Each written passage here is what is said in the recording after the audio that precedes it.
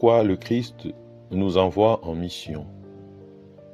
En ce 15e dimanche du temps ordinaire de l'année liturgique B, nous devons comprendre que l'efficacité de la prédication évangélisatrice ne viendra pas d'influence humaine ou matérielle, mais du pouvoir de Dieu et de la sincérité de la foi et du témoignage du prédicateur. Posons-nous quelques questions importantes. Nous qui avons reçu la bonne nouvelle, la connaissons-nous à sa juste valeur? Sommes-nous conscients de ce qu'elle nous apporte? Sommes-nous reconnaissants? Suivons l'évangile de Saint Marc au chapitre 6, du 7e au 13e verset. Jésus appelle les 12 et pour la première fois, il les envoie 2 par 2. Il leur donnait pouvoir sur les esprits mauvais. Il leur prescrivit de ne rien emporter pour la route, si ce n'est un bâton, de n'avoir ni pain, ni sac, ni pièces de monnaie dans leur ceinture. Mettez des sandales, ne prenez pas des tuniques de rechange. Il leur disait encore, Quand vous avez trouvé l'hospitalité dans une maison, restez-y jusqu'à votre départ. Si dans une localité, on refuse de vous accueillir et de vous écouter, partez en secouant la poussière de vos pieds.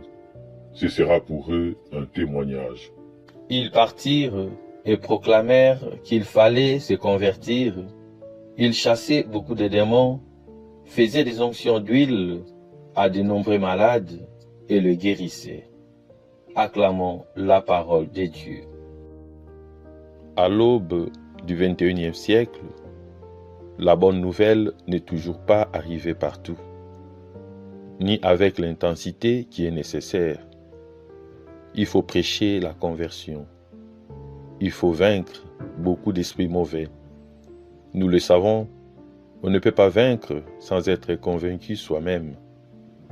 Parfois nous annonçons le Christ avec beaucoup de doutes. Nous ne croyons pas nous-mêmes parfois à ce que nous sommes. La vocation des apôtres implique une double étape.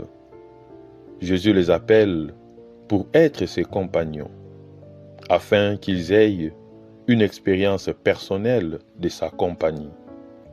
Jésus n'a pas fondé une école, mais une communauté de vie, pour qu'ils prennent part à son autorité. Nous, comme les apôtres, avant d'être envoyés, nous sommes appelés à une vocation. Il nous faut tout d'abord connaître notre Maître et son évangile, pour pouvoir ensuite évangéliser. Jésus nous envoie prêcher. Par conséquent, il nous donne le contenu futur de notre prédication. Il nous confirme avec sa propre autorité pour chasser les démons. L'évangile d'aujourd'hui décrit la mission des 12, qui est de diffuser l'enseignement de Jésus.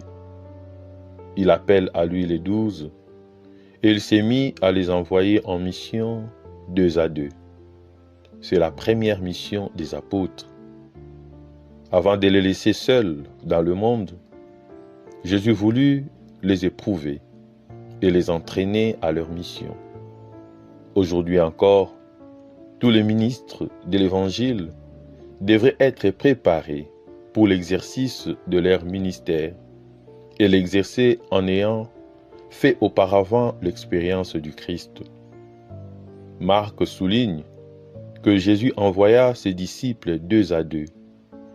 La prédication de l'Évangile n'est pas une tâche individualiste, mais apostolique et ecclésiale. La mission à 2 comporte un avantage pastoral indéniable, l'aide et la consolation mutuelle dans les embûches et l'adversité, mais aussi un avantage doctrinal, c'est la transmission du message de Dieu d'un commun accord, témoignant solidairement de l'évangile révélé par Jésus-Christ. Jésus lui-même se faisait d'ailleurs accompagner. dans les Actes des Apôtres, Paul et les autres disciples ne travaillaient jamais seuls. Les prêcheurs, lors de leur mission, sont toujours accompagnés. Le Christ exalté continue à être l'unique parole et l'unique révélateur du Père. Il parle par la bouche des apôtres. Il est présent dans chaque prédication, car toute prédication est faite au nom du Christ. Le Christ annonce le Christ, dit saint Augustin. Dans la prédication, le Christ parle par l'intermédiaire de l'Esprit Saint. Il annonce, réalise et rend présente la bonne nouvelle du règne des dieux et appelle à la conversion. Ce qui est important dans cette prédication, c'est le mystère de Jésus-Christ et non la personne du prêcheur, qui ne doit être que pure transparence. Comme le disait Jean-Baptiste, il faut que lui grandisse et que moi je diminue. L'Église qui annonce la foi a pour unique arme l'amour, et l'amour n'a pas de défense. La foi n'utilise pas le pouvoir et ne se compromet pas avec les puissants.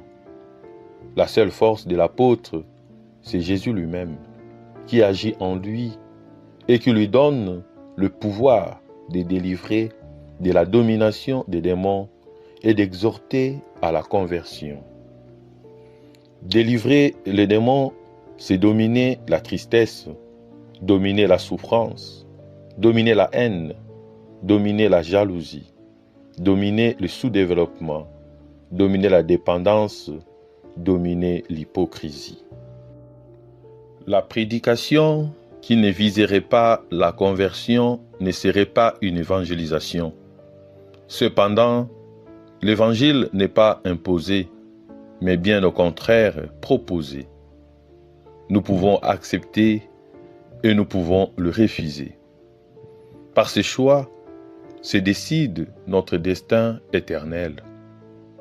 Ainsi, la parole du prêcheur doit-elle s'appuyer sur la prière qui la rend féconde grâce à l'Esprit Saint qui illumine l'intelligence et entraîne l'adhésion des auditeurs. Prions pour que le Seigneur nous accorde la force d'accepter sa mission tout en restant fidèle à ses recommandations. Cette mission n'est pas du tout facile, mais avec la force de l'Esprit, nous dominerons les démons. Amen.